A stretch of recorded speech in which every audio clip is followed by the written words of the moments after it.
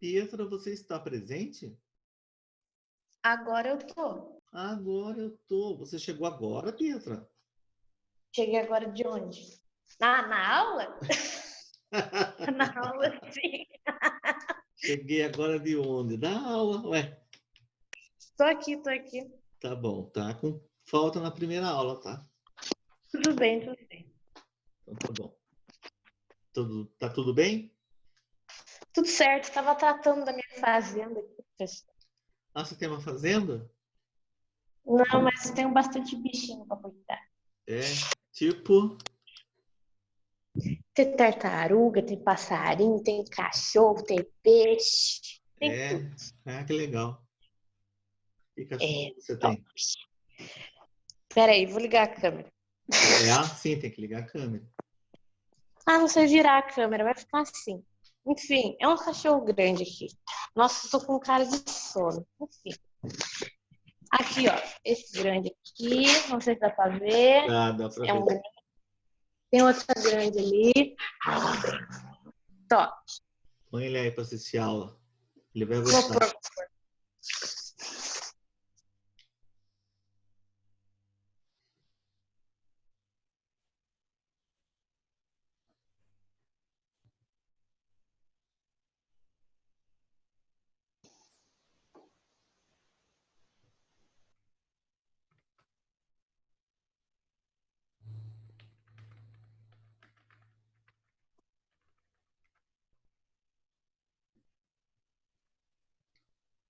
Alô, alô, bom dia, professor. Bom dia. Quem tá falando alô, alô, bom dia? É o Léo. O Léo, essa voz de locutor de FM. Tudo bem, Léo? Tudo certo com o senhor? Tudo certinho. Tirando os erros, o resto tá tudo certo. Digo mesmo. Mas dos erros a gente passa uma borracha. Verdade. Né? Se não tiver borracha, passa o branquinho.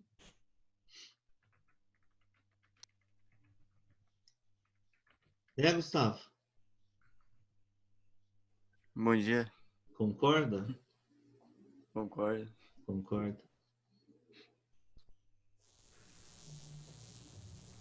Pronto, Pablo. Opa, Tá faltando você aparecer.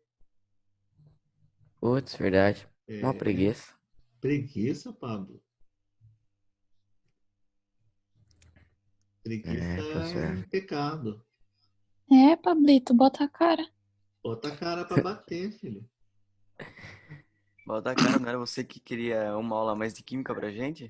Ah, É, que é química, mas, né? bonecão. Defender uma aula a mais de história, ninguém quer, né? Uh-uh. É, Pô, mó fome que eu tava, o cara tava falando em mais 20 minutos de química. nossa. É bom saber dessas coisas, é muito bom. Não é bom saber não. Finge que a gente não falou, tá? Nossa, como a gente é apunhalado pelas costas. Não é nem pelas costas, é na cara mesmo. Pablito, liga a câmera aí, filho. Senão eu vou ser obrigado a dar um cartão amarelo para você. Eita. Felipe, câmera. Ah, amarelo nunca dá nada. Não? Dois amarelos está expulsão, filho. Putz, verdade. Coisa boa. Ah, Júlia, mas ele é mas aí ele é pago pra ficar no banco. mas eu posso dar um. Não, senhor, amarelo é vermelho, não fica no banco, não. Vai Ah, direto. sim, mas ele continua recebendo o salário dele. Não, ele recebe uma multa em dinheiro também por prejudicar o Hum, time. Imagine. Opa, você tem que pesquisar aí sobre futebol, filho. Não curto muito futebol. Mãe, me dá minha cobertura ali. Opa, tá tendo uma DR aí com o cobertor. Bom, gente, vamos lá. Sem mais delongas. Igual a câmera aí, professor. Não, não ligou. Ué. Vou subir a aula. Ah, ligou assim aí, ó. Perfeito. Muito bem, vamos lá. Ai, ai. Um ponto bom dessas aulas é que as aulas vai tudo pro YouTube, professor. Isso ajuda bastante. Ah, um ponto bom só. Oxa, Um dos pontos bons, pronto. assim se esbaixa a minha autoestima. Eu Eu acho fico, que não, professor. eu Um dos fico, melhores pontos da sua aula. eu fico tão animado, tão ansioso, esperando chegar a hora. Professor, o melhor ponto da sua aula é que tem você. Você é o Tom Hanks, pô. Ah, bom, isso não tem dúvida. Isso eu tô tão assim para cima com essa história. Bom, vamos lá. Nós estamos falando do Brasil colonial, a sociedade mineira. Nós vamos falar de um processo, de um dos famosos ciclos econômicos do Brasil. O Brasil teve vários ciclos econômicos ao longo da sua história, né? Então a gente tem, lá do começo da história do Brasil, o primeiro ciclo econômico do Brasil foi o ciclo do pau-brasil. Depois a gente teve o ciclo da mineração e logo em seguida o ciclo da cana-de-açúcar e logo em seguida o ciclo da mineração. Qual é o. Então agora a Professor, gente... mudou. Oi? Pedro, desativa o seu áudio aí. Não sei o quê. O que vocês estão conversando, gente? Fecha o som agora. A nossa apostila do segundo bimestre, né, tem aí, não por qualquer coisa, ela tem um sentido nisso, né?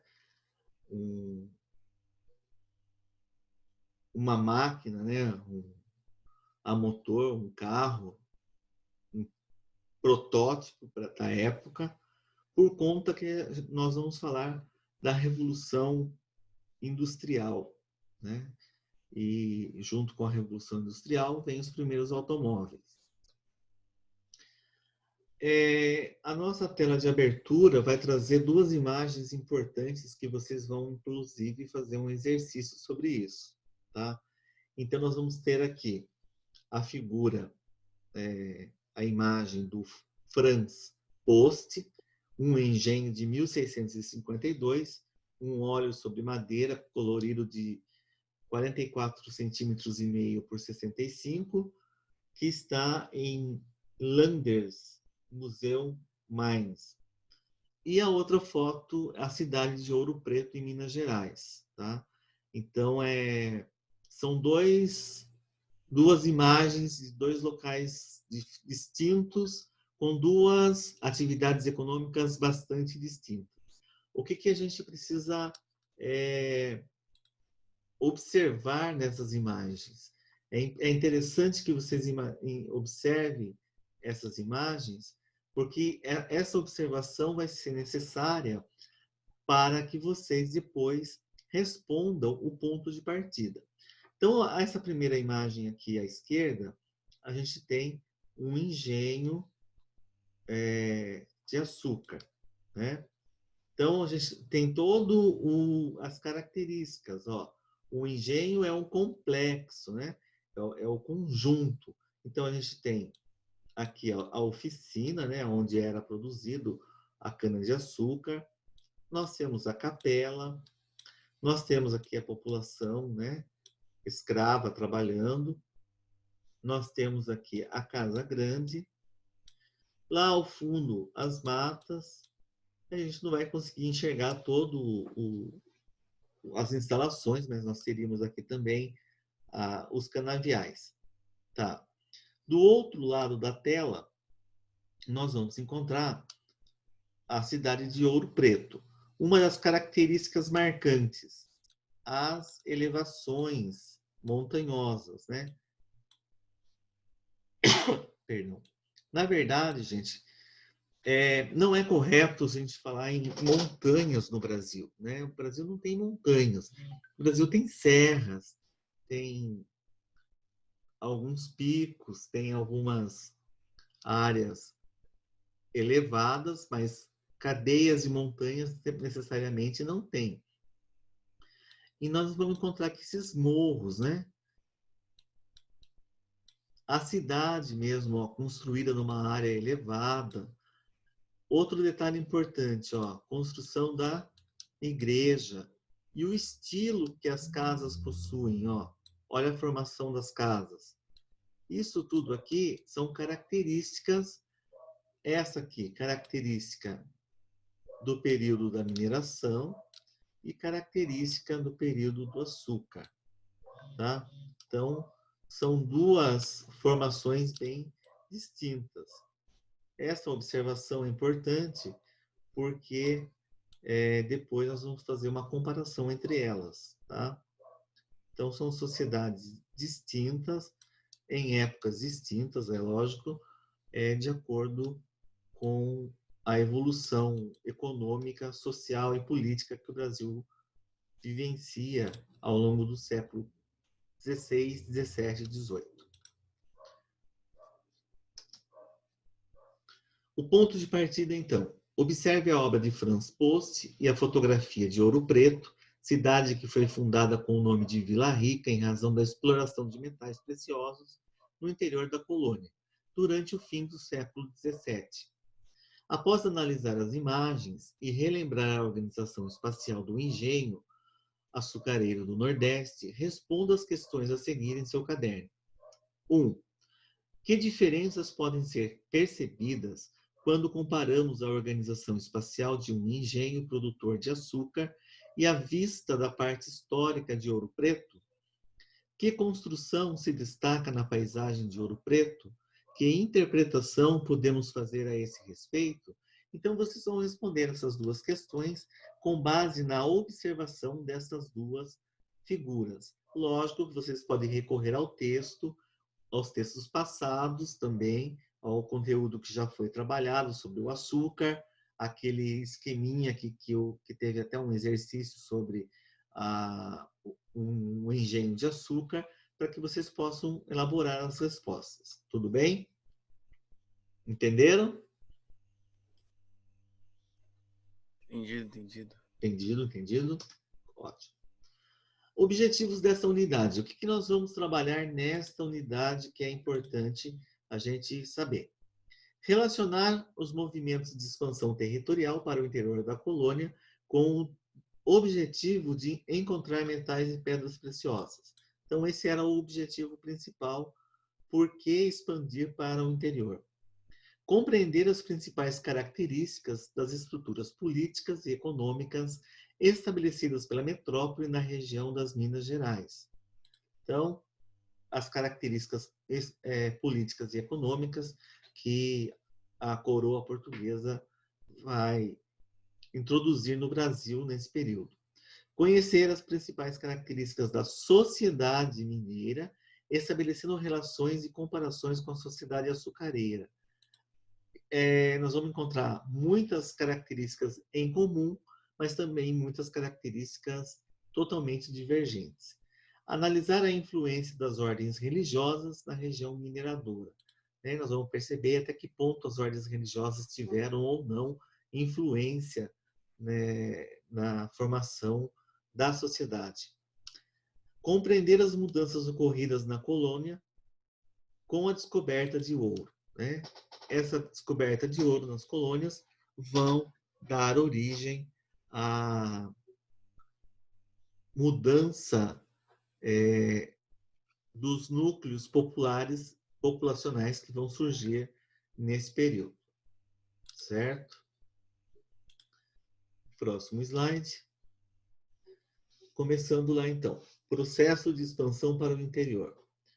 No primeiro século da colonização no Brasil, a maioria do povoamento ela se deu aonde? No litoral, próximo ao oceano. Por quê? Tinha uma razão específica. Por que a maior parte da população vivia no litoral? Tem uma explicação muito plausível para isso. Quem poderia me dizer qual é o motivo dessa localização se dar no litoral? Porque o início da colonização foi no litoral? Sim, mas e qual é o motivo deles terem permanecido lá por longos tempos? Porque é bonito? Porque é bonito? Um litoral Porque bonito. É bonito. o litoral fornecia, sei lá, muita matéria-prima? Não sei. Qual matéria-prima? Pau-brasil. Pau-brasil. Isso, porque no primeiro Pau-brasil e momento... café. Não, café é Não, muito café no depois. litoral, né? O café é bem depois, e não é no litoral. Então, por conta do pau-brasil. Só depois que o comércio de pau-brasil entra em declínio, as invasões francesas e inglesas começam a acontecer no Brasil, depois as invasões holandesas, aí é que se ocupa, evidentemente, todo o litoral, e depois começam as ocupações do interior. Tá? Então, a ocupação era rentável no litoral e também a proximidade do oceano com a metrópole, né, com a comunicação entre Portugal e o Brasil. Então, isso fez com que os portugueses ficassem como caranguejos, caminhando apenas no litoral brasileiro. Paulatinamente, né? O que significa essa palavra paulatinamente, Pedro? Não faço a menor ideia do que seja paulatinamente. Paulatinamente. Aos poucos, né? Tá, então deixa eu anotar isso aí. Aos poucos, as expedições começam a percorrer e a desbravar o interior da colônia. Essa atividade paulatina, né? Essa atividade que se dá aos poucos, quem está conversando paralelamente, eu vou travar os microfones. Essa atividade paralela, ela vai fazer com que, aos poucos, o homem vá adentrando para o interior do Brasil. Por que ele vai fazer isso? Nós vamos encontrar algumas razões importantes.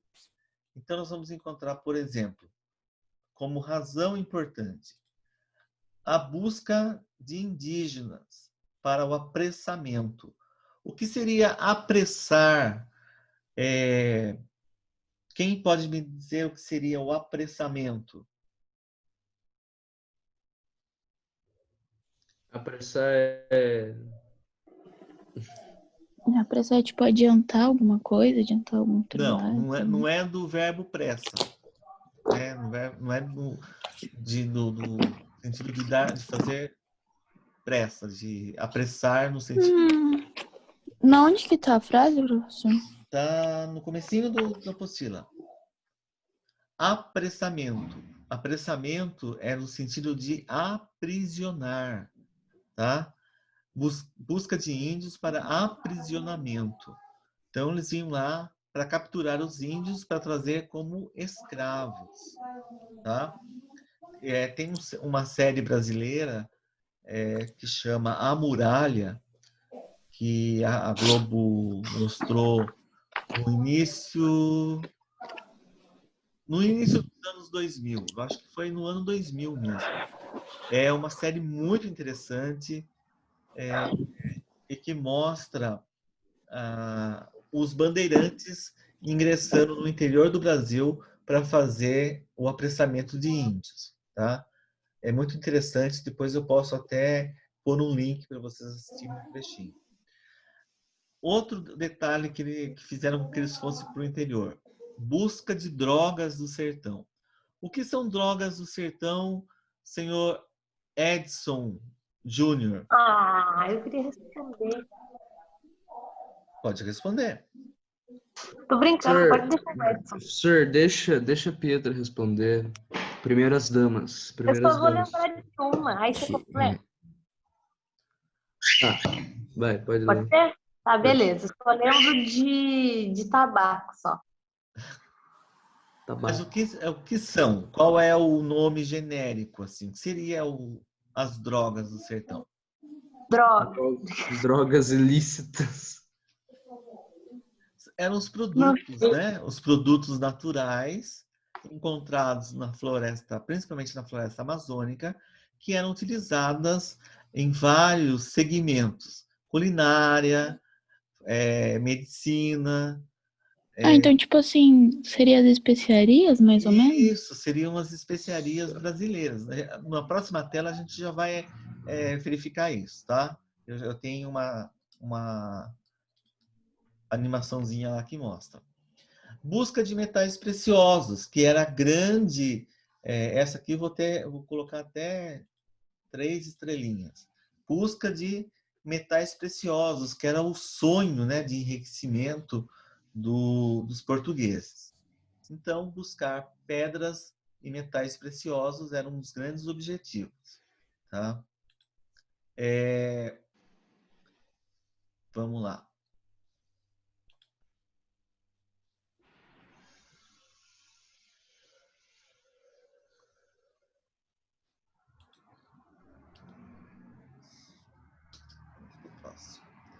Nessa imagem, nós temos do meu amigo muito querido, que eu gosto tanto, tá? Se vocês quiserem me dar um presente, vocês me deem um quadro, pode ser um quadro não original, lógico, porque o original não vai conseguir mesmo, mas uma réplica de um quadro do Jean-Baptiste Debré, que eu vou ficar muito contente. Campo Noturno de Itararé, em 1827. É aqui mesmo, na nossa região, tá? De Itararé mesmo. De 1827, ele andou por aqui, por Itararé, andou por Itapetininga, Sorocaba. Uma aquarela sobre papel, uma aquarela pequenininha, 12,2 centímetros por 22, né? Menos que um papel A4.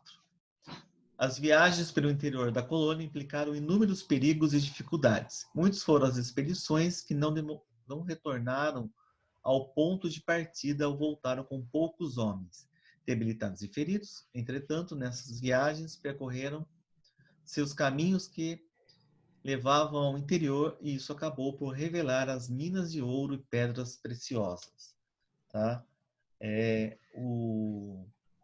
Um dos livros, né, uma das coleções do Jean-Baptiste Debré é justamente o que ficou conhecida como Viagens Pitorescas ao Interior do Brasil. Muito, extremamente interessante. Tá? Eu simplesmente sou apaixonado pelas imagens do Debré, porque as imagens traduzem a história do Brasil de uma forma muito bem elaborada, muito didaticamente elaborada. Bom, continuando.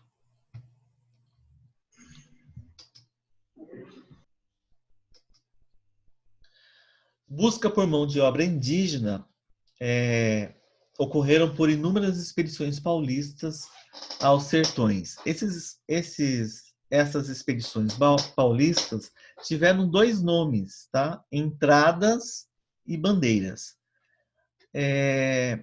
E vão dar aí nomes significativos para muitas construções paulistas nos dias de hoje, né?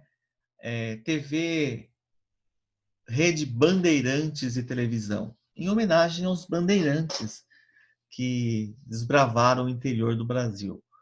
Né? Rodovia dos Bandeirantes, também em homenagem aos bandeirantes.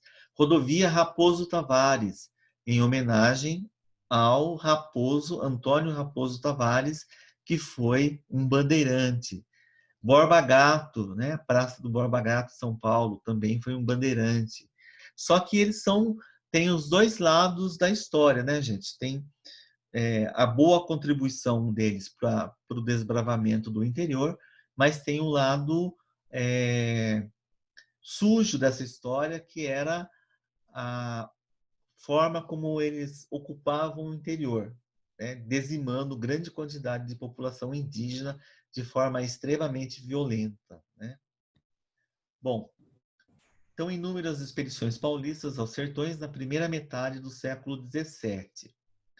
O apressamento de índios e drogas do sertão até a região amazônica. Então, eles saem do interior de São Paulo, navegando pelo rio Tietê, saindo aqui da cidade de Porto Feliz, né, próximo aqui a Itapetininga, navegando até chegar lá na divisa com Mato Grosso, e foram formatando o território brasileiro até chegar muito próximo do que é hoje.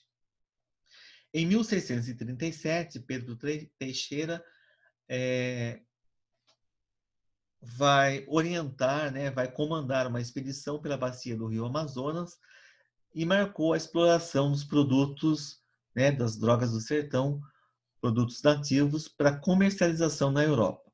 Então, o conceito desses produtos nativos passou a se chamar drogas do sertão. Essas drogas eram o urucum, castanha do Pará, guaraná, pau-rosa, cravo, canela e etc. Alguém sabe me dizer do pau-rosa, o que é feito? Pau, rosa? É, Não faço ideia. Não faço ideia, professor. Um pau que é rosa. um pau que é rosa. Seus bobinhos. Ai, esse Daniel é um brincalhão mesmo. É, Esse Daniel é engraçado. Zoeiro, menino zoeiro. eu Sunny Boy. já conto para Boy. eu já conto para vocês o que se faz. Bom, eram utilizados para ungüentos, né? Os ungüentos eram pomadas, medicamentos, chás e outros tipos de medicamentos, temperos, perfumes e cremes. Aí já contei.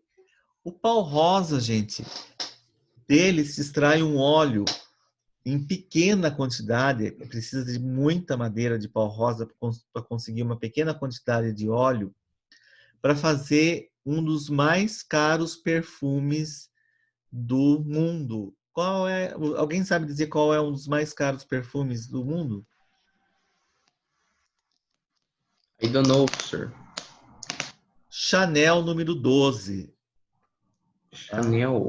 Que perfume de velho aí, francês. Esse famoso perfume de véia francesa, Chanel número 12, é feito do pau rosa do Brasil. Tá? Professor, Oi. professor, tem um que tá à venda por 215 mil. O mais caro perfume do mundo. Está no Guinness Records. Vem em frasca de cristal Baccarat de 500 ml. Arrematado por um diamante de 5 quilates. E você está consultando aí porque você É. vai dar um lance, né? Eu não. É. Você é louco. A Pietra, sim. Tá bom, muito obrigado pela informação. Foi porque eu. Pedro Foi você que também foi é pra Dubai. cultura. Ela vai... professor, a Pietra foi pra Dubai, ela pode, hein? Ninguém se importa com a minha viagem, velho. Ela foi para Ela foi pra Dubai. Nossa, que Foi. chique.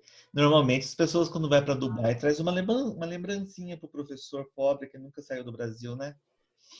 Professor, sou pobre, eu não tenho dinheiro nem pra trazer pra mim, lembrando. Não, isso é mentira, Pedro. Olha, Você tem sim. Não, passou quase um mês na Tailândia. Eu nunca saí do Brasil, mas uma réplicazinha da Estátua da Liberdade eu tenho. Vinda Eu tenho a idade de Paris. Vinda direto lá dos Estados Unidos. Original da cópia. Coisa linda. Coisa boa. Coisa boa, produto de luxo. Ai, Coisa boa. Vamos lá. Nada que você não encontre aí na 25 de março. No século XVI e século XVIII, aliás, no século XVI e século XVII, a procura de ouro para os portugueses em diversas partes do Brasil, nós vamos ter essa primeira leva de procura, né, de prospecção de ouro, vão encontrar pequenas quantidades em Curitiba, em Paranaguá, que fica no estado do Paraná, e Jaraguá, que fica no estado de São Paulo. Mas somente as descobertas das minas no Brasil central é que vão fornecer riquezas esperadas para Portugal. Então, é lógico que a formação de minérios mesmo estaria lá na região das Minas Gerais. Nessas cidades que foram citadas, eram pouquíssimas ou quase irrisórias a quantidade de ouro encontrado. Ó, daqui 10 minutos nós vamos ter que reconectar, tá? as notícias de metais preciosos vai desenvolver um fluxo de imigrações, né? É aquela história. Quando você diz que encontrou uma riqueza em determinado lugar, começa uma grande corrida em direção àquele lugar em busca de riquezas e em busca de enriquecimento rápido, né? As pessoas procuram tirar proveito o mais rápido possível. Então, nós vamos ter uma série de rotas de migração partindo de São Paulo, do Vale do Paraíba, do Rio Paraíba, da Bahia, do Vale do Rio São Francisco, do Rio de Janeiro, atravessando a Serra da Mantiqueira e de Itatiaia. Só que hoje você fala em atravessar a Serra da Mantiqueira e do Itatiaia, tem rodovias, tem túneis, é uma facilidade imensa. Naquela época, tinha que desbravar a mata para poder cruzar a serra e chegar em outro lado. Então, era uma dificuldade muito grande. Além das migrações internas, né, saindo do próprio território brasileiro, nós tínhamos ainda as migrações de portugueses que vinham para o Brasil, pessoas de camadas diversas da população, procurando enriquecimento rápido. Um segundo fluxo de imigrantes vai ter importância muito grande na formação da identidade cultural e nacional do Brasil. Por quê? Porque esse grande fluxo de imigrantes vem de um outro continente, forçado, né? De forma forçada, que são os escravizados, vindo principalmente de Gana e da Nigéria. Então, nós vamos ter uma grande massa de negros escravizados entrando no Brasil, não para se tornar ricos, mas para se tornar mão de obra barata para a extração de metais preciosos. Em 1775, olha, isso é um dado bastante importante, os escravizados representavam 20% da população das Minas, que era de 300 mil habitantes. Então, desses 300 mil habitantes, 60 mil eram escravos. Então, era uma população bem grande, né? Bem expressiva de escravos negros, né? E aí vai surgir um detalhe também. Quem possuía escravos? Qualquer um? Não. Quem possuía escravo era quem tinha condições econômicas para tal empreitada. Vamos ver se dá para a gente... Acho que mais essa tela. A mineração vai fazer com que o deslocamento do centro econômico do Nordeste ele migre também para o Centro-Sul. Então, a gente vai ter assim, antes o foco da economia do Brasil estava lá no Nordeste. Aonde era a capital do Brasil na época, gente? Na Bahia. Em qual lugar? Salvador. Salvador. Fala com ele. Salvador. Salvador. El Salvador. Não, El Salvador não é. É em Salvador. Quem nasce em Salvador é o quê? Espanhol. Espanhol é... Ai, Jesus. Baiano. Baiano, professor. Quem nasce em Salvador é baiano. Não, quem nasce no Salvador não é baiano, não. Não é nordestino, sei lá. Não. Quem nasce na cidade... É soteropolitano. Ah, bonito. Você tá olhando no Google, né, filho? O Google, o Pedro vive no Google. Não vale, tá de hack. Pedro Não, Google, é que o Pedro é inteligente mesmo, né, Pedro? Pedro, Claro. Tire o celular dele da mão dele para ver o que acontece. O celular tá aqui, professor. Pedro Google. Vamos lá, então. Então, o foco, né, econômico e político, porque isso vai resultar também na mudança da capital do Brasil, a gente já vai falar sobre isso, também muda do Nordeste, de Salvador, vem para a região Centro-Sul, a capital vem para o Rio de Janeiro, a corte vem para o Rio de Janeiro, e tudo isso vai mudar. Minas Gerais e Rio de Janeiro se tornam os principais mercados brasileiros. A produção de ouro e a participação no comércio de abastecimento dos núcleos de povoamento vão enriquecer muitos envolvidos com essas atividades. Então, assim, o ouro, gente, vai provocar não só o enriquecimento daqueles que fazem a extração do ouro, mas o enriquecimento daqueles que trabalham para o enriquecimento do ouro. Como assim, professor? São os chamados empregos diretos e os empregos indiretos, né? Porque tem que ter aquele que abasteça as minas de alimentação, de transporte, de investimento, enfim. Então, sempre tem aqueles que ganham com a atividade alheia, tá? O Brasil passa a ter local a ser, não é a ter, passa a ser, passa a ter mesmo. Passa a ter local de destaque no Império Português. Antes afetado pela crise econômica, né, os conflitos com os holandeses, por exemplo, e a queda do açúcar na segunda metade do século XVII. Então, o Brasil retoma a sua posição de destaque no cenário econômico mundial por conta da descoberta de ouro. O descobrimento de minas no Brasil faz com que a coroa portuguesa tome algumas medidas para regulamentar e fiscalizar a exploração de pedras e metais preciosos. Então, a primeira coisa que eles vão fazer é cobrar impostos sobre a produção. Por que isso? Porque os portugueses teriam medo, né? Eles temiam o contrabando e a burla, né? Que alguém burlasse, que alguém pulasse por cima, né, do fisco, né, que alguém desse um golpe na fiscalização e contrabandeasse o ouro de uma forma mais direta, tá bom?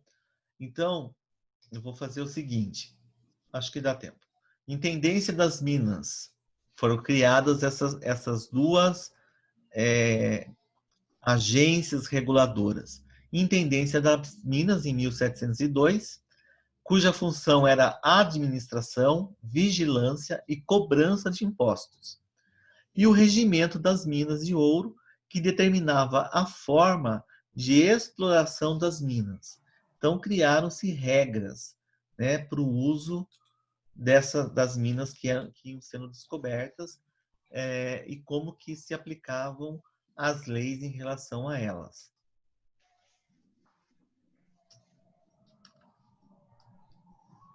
Estão acompanhando, pessoal? Alô?